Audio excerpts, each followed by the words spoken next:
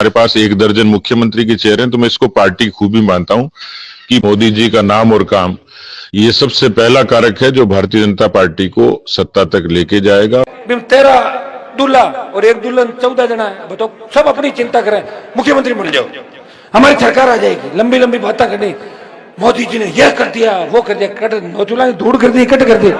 मैं ही बैठा, मैं तो कहीं देखियो कौन है, 70 साल से वोट देने का ही काम किया, हमारा सीएम नहीं देखा राजस्थान के अंदर। अब कोई अगर लियारियान को बिठाई दियो जगह कहीं जाना ही कौन है कि रिमोट कंट्रोल दूसरे का हाथ में कहीं करो बना बताओ मैं बना दिया। और वो पूछ पूछ कही कि मैं बोलूं कौन बोलूं, वो काम करूं कौन करूं, पर मैं कहीं कर ले बना। इसलिए ये करो कि मजबूती से सत्ता पे हमारा कब्जा कैसे हो सकता है। बड़ी जातियां जब पार्टियों के खिलाफ होकर मोर्चा खोलेगी और 2-3 बड़ी जातियां जुटेगी तभी तो आपके एमएलए बनेंगे, और एमएलए ज्यादा बनेंगे तो मुख्यमंत्री बनेगा कि नहीं बनेगा।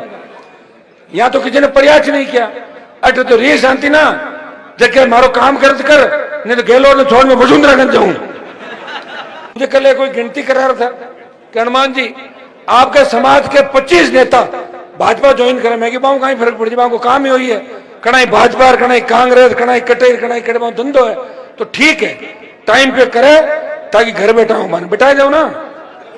अरे अब तो जगह ना पूरे ठीक, अब की बार अगर नहीं जगह ना तो 28 में हमारी उम्र भी और बढ़ रही थी, तेरा ध्यान रखी जो हाथ है वो भी हो रही है। ये कई सामने देख रहा हूं बैठे रिटायरमेंट हो गए, कई रिटायरमेंट होने वाले हैं, कई बात सुनो तो 23 में तंग किसी को नहीं करना, आज से पढ़ लो कि 8 महीने तक बोर्ड जोड़ने का ही काम करेंगे। आज मेरा कहीं काम था बता समझ गए, अंदर ही अंदर फैल जाओ। और मेरे साथ लोग मुझे कहते हैं हनुमान जी आप कैसे लड़ रहे हो, एक पैसा नहीं आपके पास।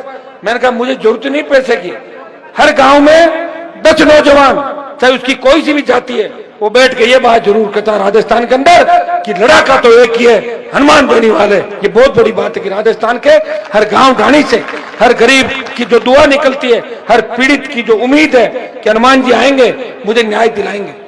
एक दिन में काम इसलिए नहीं होगा कि सत्ता हमारे हाथ में नहीं है, मोदी के पास देश की सत्ता है, लेकिन फिर भी कोरोना में कितने लोग मरे, 50 लाख क्यों मरे, पहले तो ध्यान दियो को नहीं।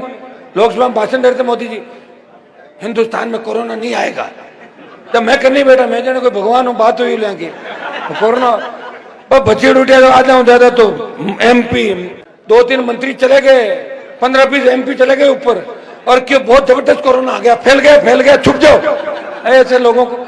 और वही अगर इंटरनेशनल फ्लाइटों में उस टाइम रोक लगा देते तो कोरोना हिंदुस्तान में इस तरह नहीं फैलता, वैक्सीन समय पर हो जाती जो बाद में हुई। सेकेंड लेयर के समय आपने देखा कि ऑक्सीजन के अभाव के अंदर किस तरह दम तोड़ा था लोगों ने, जवान चले गए, परिवार उजड़ गए। हमें हिम्मत रखनी है, हिम्मत के अलावा कोई दूसरा इलाज नहीं है, जिंदा रहेंगे सब कुछ है। कई लोग मैंने कहा नर्वस हो रहा है कि माँ के की कोनी, अरे की कोनी, कोरोना में बच का कम बात है कहीं मर जाता जन कहीं हूं तो, और घर वाला बाड़न और कौन गया कि बड़े हो यार कोरोना फैल जाए, यही हुआ तो और क्या। कहीं बैठा था दाद संस्कार कहीं हो गया, भाइयों सब कुछ है, कम से कम दुनिया तो देख रहे हैं, यही बड़ी बात है।